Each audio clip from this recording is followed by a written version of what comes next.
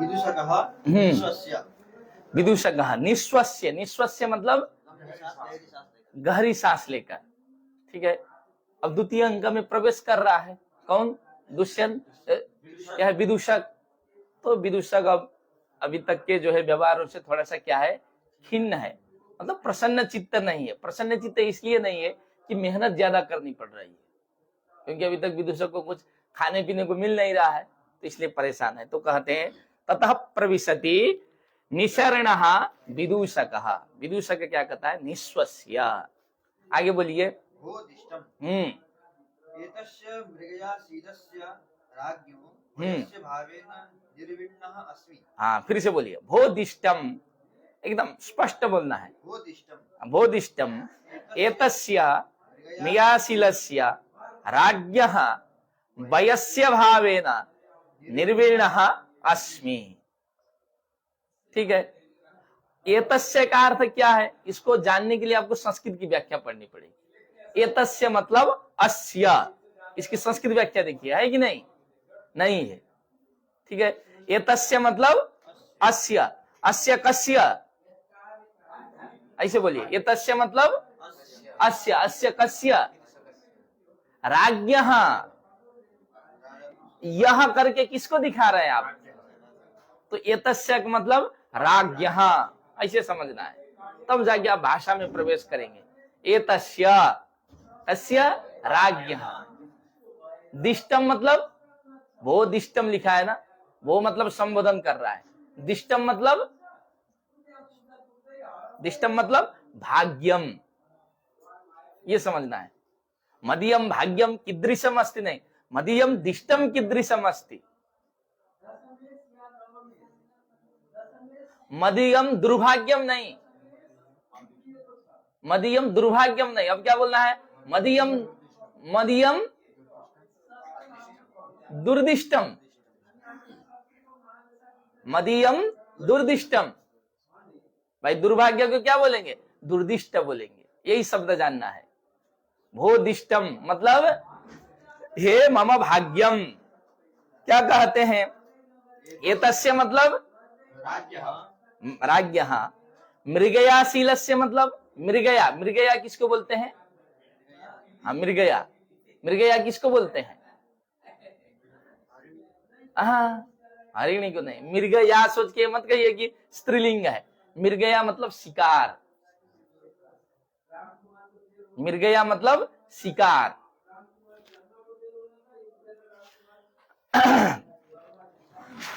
बात समझे क्या? मृगया मतलब शिकार, मृगयाशील मतलब पठनशील मतलब विद्या व्यसनी। विद्याशील मतलब विद्या व्यसनी। पठनशील मतलब पठन व्यसनी। ऐसे शब्दों को जानना है। धनशील मतलब धन व्यसनी। ठीक है, तो मृगयाशील मतलब शिकार का व्यसनी। शिकार का व्यसनी कौन है? राजा दुष्यंत है। इसलिए कहते हैं एतस्य मृगयाशीलस्य राज्ञः वयस्य भावेन। वयस्य भावेन मतलब वयस्य किसको बोलते हैं?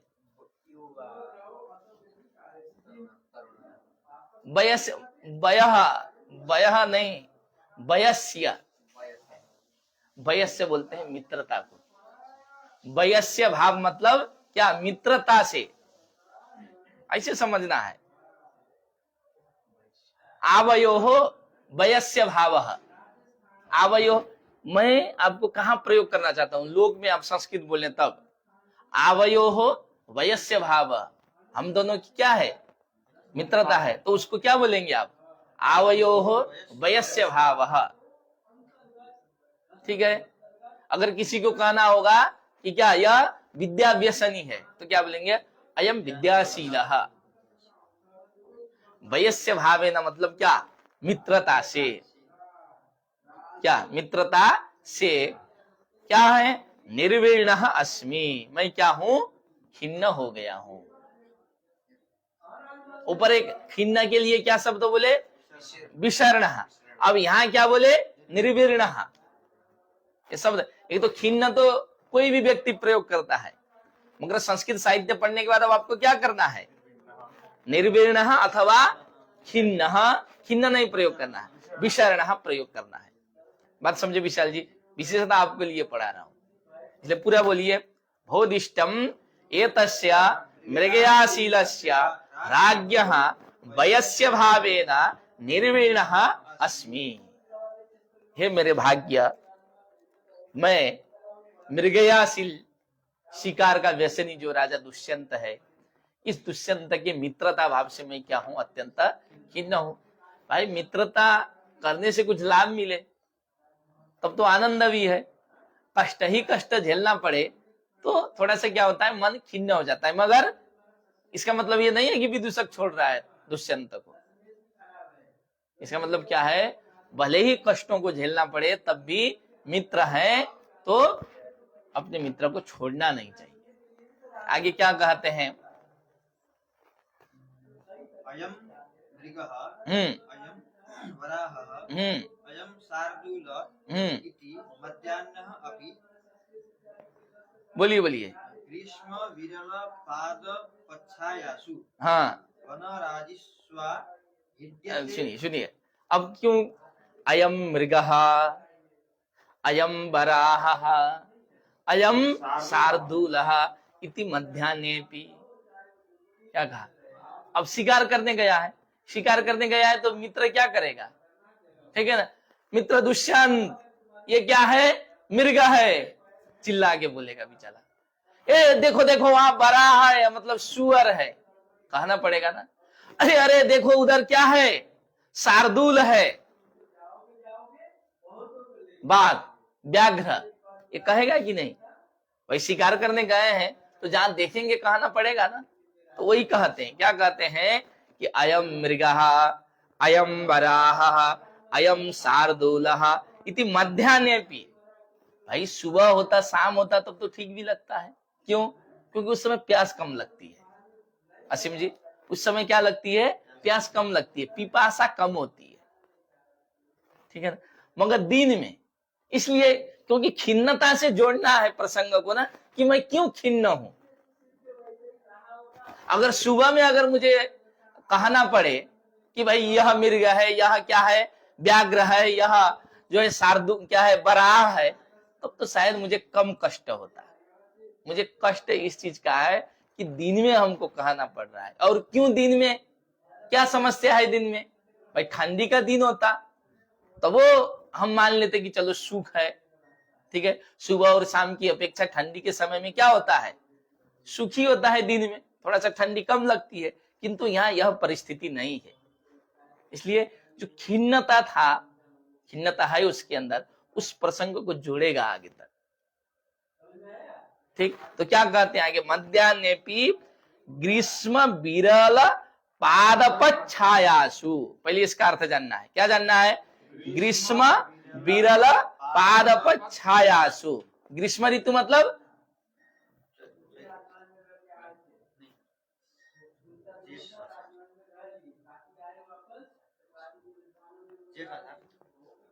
गर्मी का समय, गर्मी का समय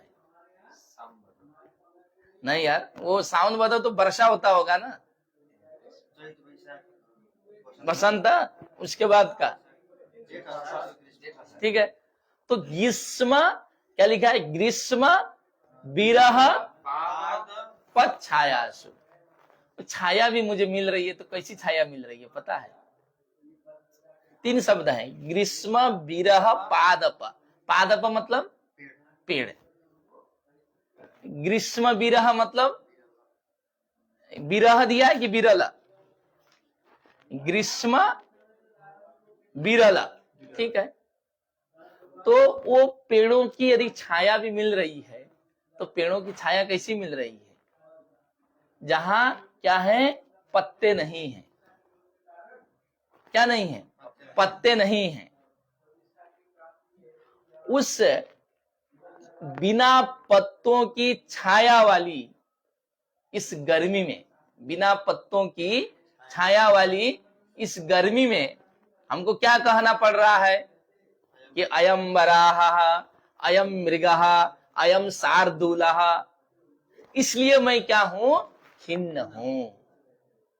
आगे क्या कहते हैं, पूरा बोलिए तो, ग्रीष्म विरल पादप छायासु, आगे वनराजिषु वनराजिषु, आहिन्यते हाँ आहिन्यते हाँ अटवीतः अटवी। हाँ, वाह क्या बात है। वनराजिषु मतलब वनराजिषु मतलब वन में, जंगल में, वन श्रेणियों में, वनों की क्या, जंगलों की श्रेणी लग रही है, जंगलों की क्या है, श्रेणी है, इसलिए वनराजी कह रहे हैं। वनराजिषु मतलब वन श्रेणीषु, उसकी संस्कृत व्याख्या देखेंगे तो उसमें लिखा है वन श्रेणीषु। वन श्रेणीषु मतलब वन की श्रेणियों में, मतलब एक जंगल है, दूसरा जंगल है, फिर तीसरा जंगल है, चौथा जंगल है। उस समय क्या कर रहे हैं विदूषक राजा दुष्यंत के साथ, कहते हैं अटवीतः अटवी। अटवी किसको बोलते हैं, जंगल को बोलते हैं। अटवीतः अटवी, ये लिखा है ना, वनराजिषु आहिन्यते अटवीतः अटवी। एक जंगल से हमको दूसरे जंगल में क्या करना पड़ रहा है, जाना पड़ रहा है, घूमना पड़ रहा है, इसलिए मन खिन्न है। ऐसा भी नहीं है कि एक ही जगह बैठे रहो दुष्यंत के साथ, मान लीजिए भले ही बिना पत्तों वाली छाया है जैसी भी है, तो उसी समय अगर हमको यह कहना पड़ता था कि अयम मृगः अयम वराह अयम शार्दूला, तभी क्या होता, थोड़ी सी शांति मिलती, चलो बैठे बैठे काम करना है। मगर मध्याह्न काल में क्या करना है, दौड़ना पड़ रहा है। कितना बढ़िया शब्द दिया है, अटवीतः अटवी आहिन्यते, ये शब्द है आहिन्यते। आहिन्यते मतलब घूमना पड़ रहा है।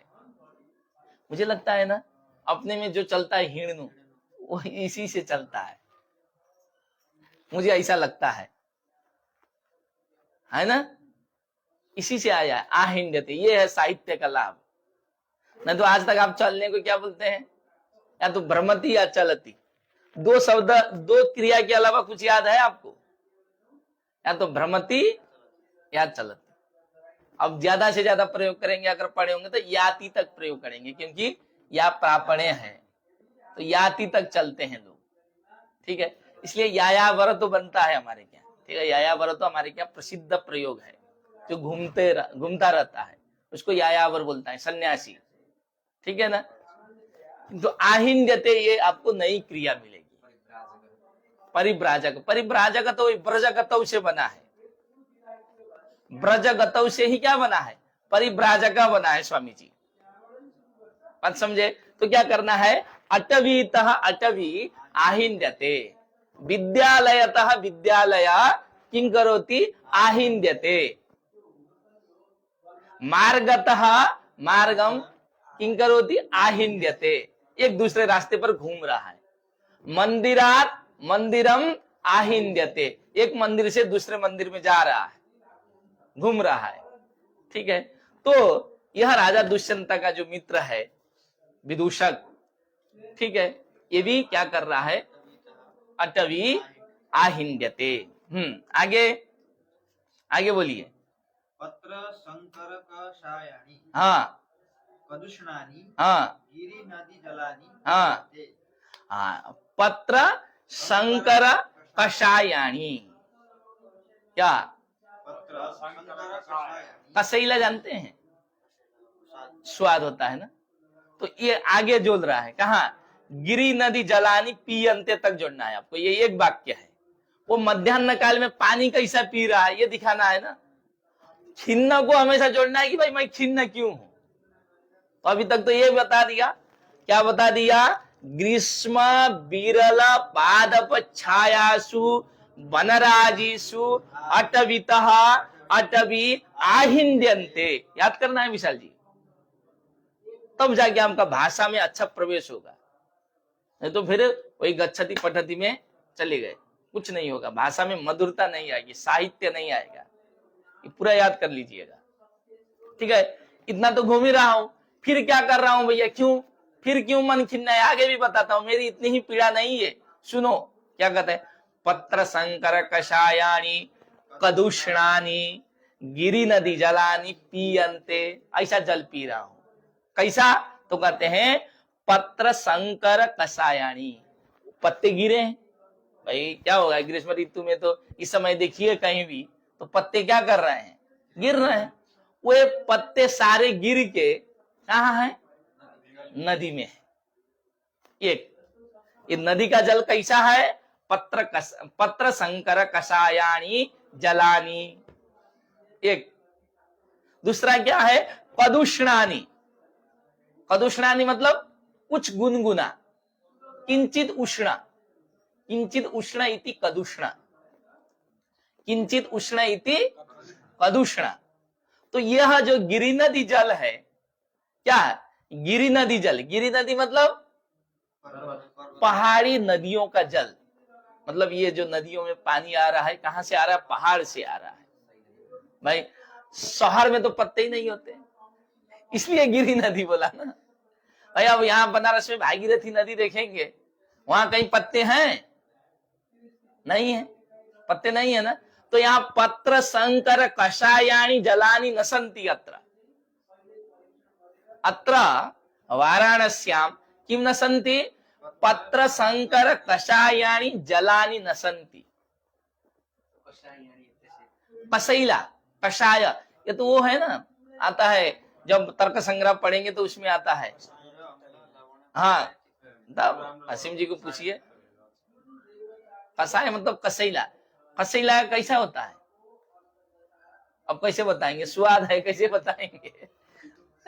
नहीं, हाँ, कषाय मतलब थोड़ा सा जो है ना, वो एक फल होता है ना जो, नहीं वो, हाँ वही है, वो उसे त्रिफला में जो मिलाया जाता है। हाँ, बस वही स्वाद है कषाय मतलब। तो बताइए वैसा पानी पी रहा है बेचारा, तो मन खिन्ना नहीं होगा? तो कहता है शब्दों के यात्रा करना है। पत्र शंकर मतलब मिलना, वो शंकर नहीं, शंकरोति, भगवान शिव वाला शंकर नहीं है ये शंकर दंते स वाला है। शंकर मतलब मिला हुआ, ठीक है। पत्र शंकर कषायाणी, आगे कदुष्णानी नदी जलानी पीयन्ते, तस्मादेव अहम अतीव निसरणः अथवा तस्मादेव अहम अतीव निर्विर्णः, इसलिए मैं अत्यंत क्या हूं? खिन्न हूं। मुझे पानी भी अच्छा नहीं मिल रहा है, कम से कम पानी तो अच्छा मिलना चाहिए। आगे क्या है बोलिए?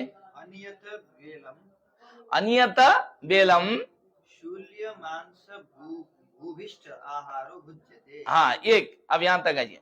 अनियत बेलम, अनियत बेलम, अनियत बेलम मतलब बेला ही समय है, इसलिए आता है काल समय बेला सुतुमन। तो बेला ही हमारा क्या है? समझ, पति बेला बोलते हैं ना, तो बेला ही क्या है? समय है। तो अनियत बेलम, अनियत बेलम मतलब विशाल जी समय का निर्धारण नहीं है, इसलिए भी मैं खिन्न हूं। अगर समय ठीक है, कदुष्ण मिल रहा है, गिरि नदी जलानी मया पीयन्ते तत्र नास्ति काचित आपत्ति भवतु, पत्र संकर कषायाणी कदुष्णानि नदी जलानी पीयन्ते भवतु, मध्याह्न कालेपि ग्रीष्म विरल पादप छायासु स्थीयते मया तत्रापि नास्ति कापि आपत्ति, किंतु आपत्ति कुत्र अस्ति? अनियत वेलम, समय में भोजन नहीं मिल रहा है।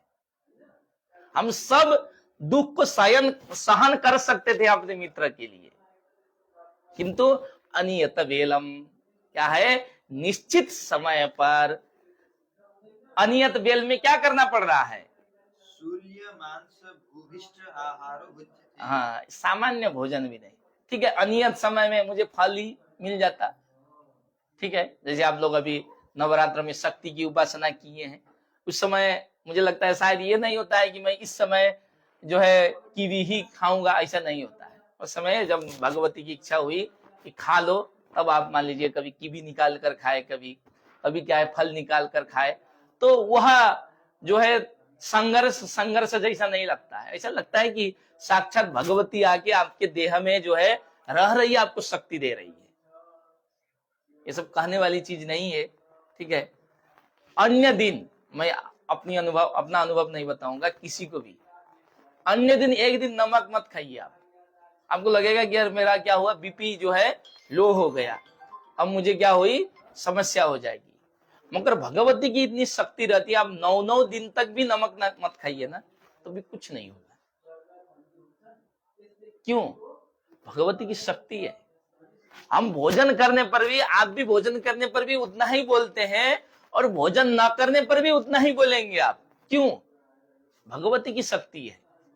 भगवती आके, अगर आपका मन क्या है, शुद्ध है, भगवती निवास करती है।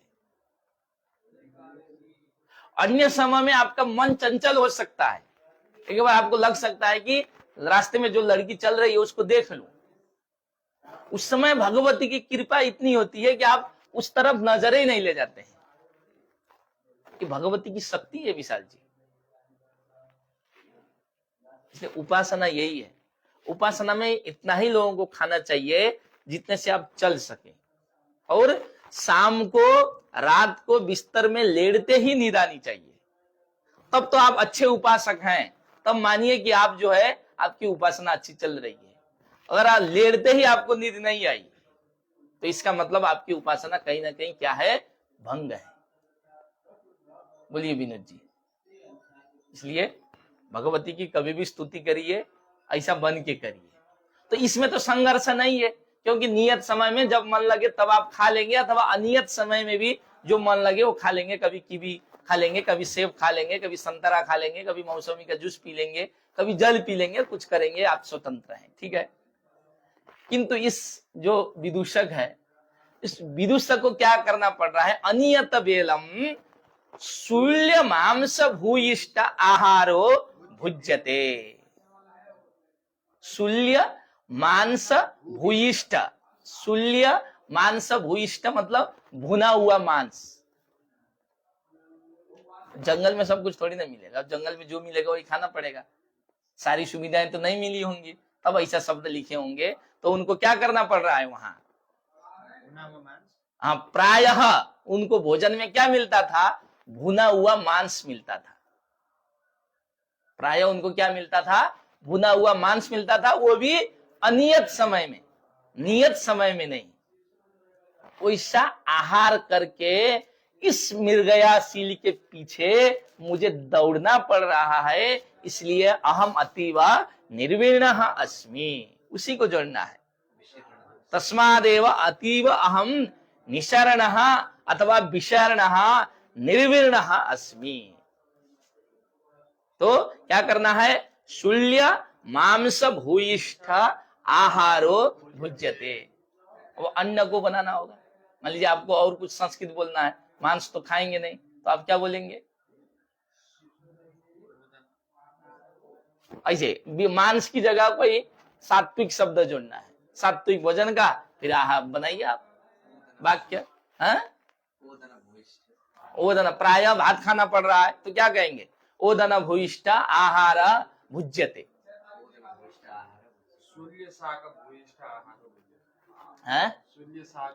शूल्य, हाँ ठीक है, प्राय जो है क्या खाना पड़ रहा है, भुना हुआ साग खाना पड़ रहा है। इस तरह आप वाक्य बना सकते हैं। तस्मात् एव अहम अतीव क्या है, निर्वीर्ण हूं। आगे क्या कहते हैं, हाँ, पंडित संदेश। ये जोड़ना, ये बहुत अच्छा शब्द है। क्या है, फिर से बोलिए, धावन, धावना होगा, धावना है। अच्छा, मूल में तो धवना लिखा है, देखिए। जब कोई नहीं, ये गलत होगा तब ठीक है। तुरग अनुधावन कंडित संदेह, क्या, तुरग हाँ अनुधावन हाँ, पंडित संदेह। तब क्या हुआ, बोलिए, रात्रौ अपि निकामं सहितव्यं नास्ति। हाँ, सहितव्यम नास्ति, रात्रौ अपि निकामं सहितव्यम नास्ति। इसका अर्थ लगाना है, तुरग अनुधावन कंडित संदेह, इसका अर्थ लगाइए। बोलिए बोलिए, तुरग मतलब क्या होता है, अनुधावन मतलब क्या होता है,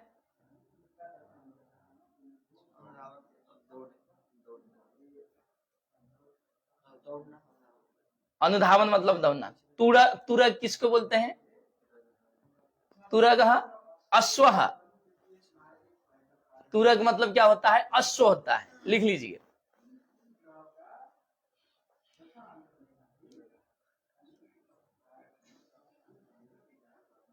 तो घोड़ा को दौड़ाने में तुरग अनुधावन, मतलब घोड़ा दौड़ाने में क्या हुई? खंडित संदेह। खंडित संदेह मतलब इस भाग को, जब घोड़ा के ऊपर चढ़ेंगे, ठीक है, चढ़ेंगे तो बैठेंगे, बैठेंगे ना, बैठने से घोड़ा को अब दौड़ाना है। मान लीजिए वहां मिर्ग दिखाई दिया तो तुरंत दुष्यंत को वहां ले जाना है। उसके कारण क्या हो रहा है? ये मेरी जो संधि है, ठीक है, ये जो भाग है, ये क्या हो रहा है? फट रहा है। फटेगा कब? जब ज्यादा दर्द होगा। लोग फटना मतलब वो नहीं है एकदम फट जाना। फटना मतलब जब अधिक दर्द होता है ना, तब भी लोग क्या बोलते हैं? फट रहा है, सर फट रहा है मेरा, बोलते हैं ना। आम भाषा में क्या बोलते हैं लोग? सर में अगर ज्यादा दुख क्या है, वो दर्द कर रहा हो तो क्या बोलते हैं? मेरा सर फट रहा है, यार हल्ला मत करो। सर फट रहा है मतलब सर में अत्यंत क्या हो रहा है? दर्द हो रहा है। तो ये घोड़ा को दौड़ाने में तुरग अनुधावना, तुरग मतलब घोड़ा को, अनुधावन मतलब दौड़ाने में क्या हो रहा है? खंडित संदेह। संदेह मतलब ये जो संदेह मतलब जुड़ा हुआ भाग जो है टूट रहा है, फट रहा है। ये फटने से क्या हो रहा है भाई? कहा कि निकामम सहितव्यम नास्ति। निकामम शब्द याद करना है, पर्याप्तम नहीं बोलना है संस्कृत साहित्य पढ़ने के बाद। अब क्या बोलना है? निकामम। निकामम बोलना है। निकामम मतलब पर्याप्तम। निकामम का अर्थ क्या है? पर्याप्तम। सहितव्यम नास्ति मतलब सो नहीं रहा, शयन नहीं मिल रहा है, इसलिए क्या हूं? अहम निर्विण्ण। ये शब्द याद करना है। तुरग अनुधावन खंडित संदेहे रात्रौ अपि। दिन की तो बात ही छोड़िए, दिन में तो मध्याह्न में ले जाके बैठा दे रहा है दुष्यंत। दिन की तो बात ही छोड़िए, रात्रौ अपि, भाई रात में तो सोने का सबका अधिकार है ना, रात में सोने का अधिकार तो सबको है, किंतु रात में भी मैं सो नहीं पा रहा हूं, क्यों? दर्द है। अगर आपको कोई शरीर में पीड़ा हो, कान में दर्द हो, सर फट रहा हो, ठीक है, हाथों में दर्द हो, टांग में दिक्कत हो, तो आप क्या करेंगे? सो पाएंगे? तो आपको पेन किलर खाना पड़ेगा। वो जंगल में पेन किलर मिले कहां से बेचारे को? नहीं तो खा भी लेता। तो कहता है रात्रौ अपि निकामम सहितव्यम नास्ति तस्मात् अहम अतीवः किमस्ति निशरणः निर्विण्णः अस्मि। क्यों भवितव्यम क्यों होगा? भवितव्यम प्रयोग बन जाए, इस प्रसंग में क्यों भवितव्यम होगा? ये पूछना चाह रहा हूं मैं। रात्रौ अपि भवितव्यम नास्ति मतलब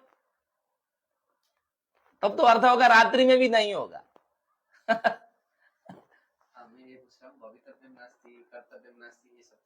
प्रयोग क्यों नहीं होंगे? ये तो होंगे ना। भूधादि से तब्यत करेंगे, भवितव्यम बनेगा। क्रिया धातु से तब्यत पढ़ेंगे, कर्तव्य बनेगा। पढ़ धातु से तब्यत करिए, सेठ अनिट देख लीजिएगा तो कर्तव्य बनेगा। जो धातु सेठ होंगे वहां ईट बीच में आएगा। तो ये सी धातु क्या है? सेठ है। सहिता प्रयोग बनता ही है, अभी हमारे असीम जी पढ़े हैं, ठीक है, तो सहितव्यम हो जाएगा। धातु से तबियत प्रत्यय करके तो कोई प्रयोग बना लीजिए महाराज, उसमें क्या है? क्यों विशाल जी? बदितव्यम, वक्तव्यम, बद धातु सेठ है इसलिए बदितव्यम बना।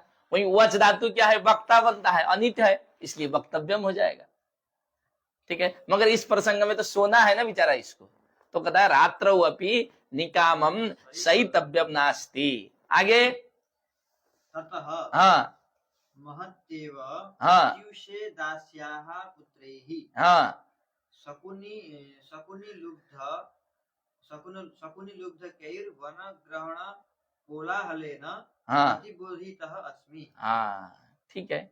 ततः महति एव प्रत्युषे।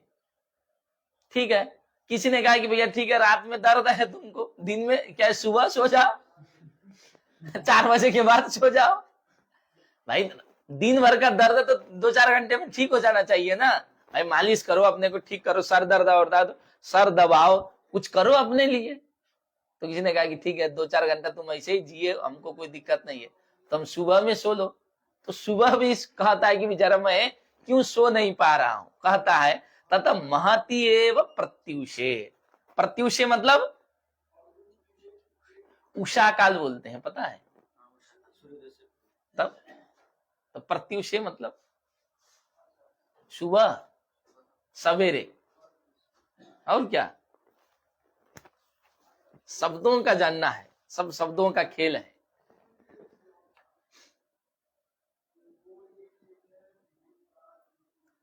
क्या लिखे, बोलिए। प्रत्युषे मतलब सुबह। प्रत्युषे मतलब सुबह। सुबह कब? वही जो आपने कहा ना अभी, उषा काल के लिए क्या बोला आपने? सूर्योदय से पहले। तो प्रत्युष मतलब सूर्योदय से पहले, क्योंकि राजा के साथ थे सूर्योदय के बाद तो सोना ही नहीं है, ये दिखाना चाहता है। भाई इस समय आप ना 10 बजे तक सोते हैं, जो पहले गुरुकुल चलते थे हमारे वहां, तो क्या है? प्रत्युषे मतलब प्रातः काले सूर्योदयात पूर्व क्या करना है आपको? जगना है, तब संध्या करनी है। ठीक है, 6 बजे तो भोजन मिल जाता था, बाल भोग, तब ना पहले के लोग अध्ययन करते थे। इसी तरह थोड़ी ना कि 10 बजे तक मोबाइल चलाए फिर नहाने चले गए, ये परिस्थितियां नहीं थी। अब ये तो राजा दुष्यंत के साथ आए विदूषक, तो बड़ी मर्यादा में रहनी पड़ेगी। वैसा नहीं ना है कि राजा 4 बजे जगे और जो है विदूषक 8 बजे जगा, ये भी होना नहीं था। भाई राजा के पहले जग के तैयार होना है तुरग को लेकर के। किसको लेकर के? तुरग। मैं इसलिए बोल रहा हूं कि आपको शब्द याद हो। तुरग मतलब अश्व को लेकर के खड़ा होना है, प्रभु आ जाइए, सवार हो जाइए, हे मृगयासील आ जाओ, चलते हैं, देखो वहां मृग है, वहां बराह है, वहां शार्दुल है, ये कहना है। तो इसलिए क्या कहता है बेचारा कि सूर्योदय के पहले भी मैं सो नहीं पाता हूँ, रात को तो नहीं सो पाता हूँ दर्द से। किसी ने कहा कि सुबह में सो लिया करो, भाई दुष्यंत ही कहा होगा कि नहीं सो पाते हो, सुबह में सो लिया कर। क्या करता है 3 बजे के बाद? तो कहता है कि ततः महति एव प्रत्युषे दास्याः पुत्रैः। दास्याः पुत्रैः का मतलब यहां दिया है अति दुष्टैः।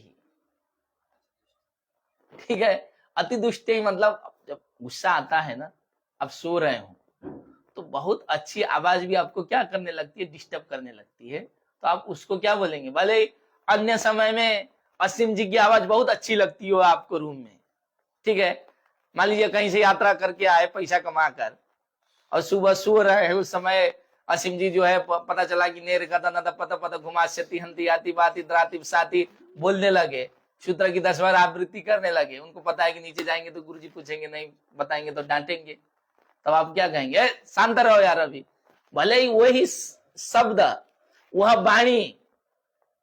अरे यार घर में पत्नी को ले लीजिए, जिसके घर में पत्नी है उसी की आवाज किसी किसी समय बहुत अच्छी लगती है, मगर नींद के समय अगर वो बोल देती है ना तो क्या करे? पकड़ पकड़ चिल्लाती हो, जो है चिल्लाने का तुमको समय यही मिला है, अभी बाद में नहीं चिल्ला सकती हो, 2 मिनट सोने दो, हड़काता है। तो इसीलिए उन जो पंछियां हैं जंगल में, उन पंछियों को भी कह रहा है कि ये सब अति नीच है, ये अति दुष्ट है, क्योंकि चले इतना चिल्ला रहे हैं सुबह सुबह, हम उनके आवाजों से हम सो नहीं पा रहे हैं। तो यही राजा को बता रहा है, तुम कहते हो कि सुबह में जो है सूर्योदय से पहले क्या कर लिया करो? सो जाया करो।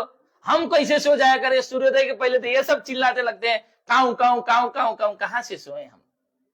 तो इसलिए मैं अत्यंत क्या हूं?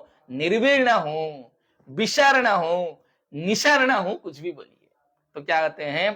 ततो महति एव प्रत्युषे दास्याः पुत्रैः। दास्य की हम व्याख्या नहीं करना चाहेंगे। दास्याः पुत्रैः, आगे शकुनि लुब्धेहि वनग्रहण कोलाहलेन प्रतिबोधितः अस्मि। प्रतिबोधिता मतलब जगा दिया गया, प्रतिबोधितः अस्मि।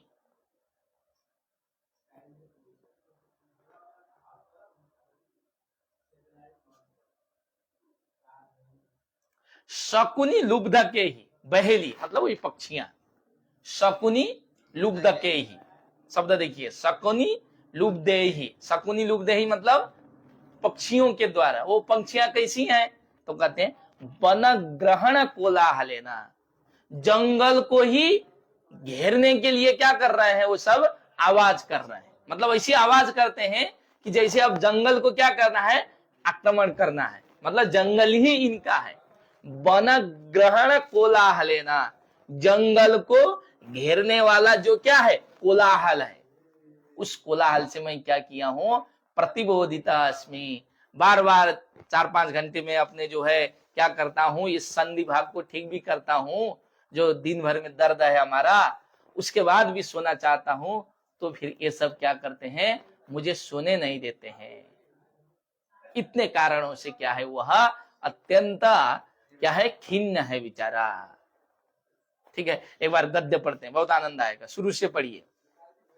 बोधिष्टम, बोधिष्टम हाँ, एतस्य मृगया शीलस्य राज्ञः वयस्य भावेन निर्वीणः अस्मि, अयं मृगः, अयं वराहः, अयं शार्दूलः इति मध्याह्नेऽपि ग्रीष्म विरल पादपच्छायासु वनराजीषु आहिन्यते अटवितः अटवी पत्र संकर कषायाणि कदुष्णानि गिरिनदी जलानि पीयन्ते अनियत वेलम शूल्य मांस भूयिष्ठ आहार भुज्यते तुरग अनुधावत कंडित संदे रात्रौ अपि निकामं सयितव्यं नास्ति ततो महति एव प्रत्युषे दास्याः पुत्रे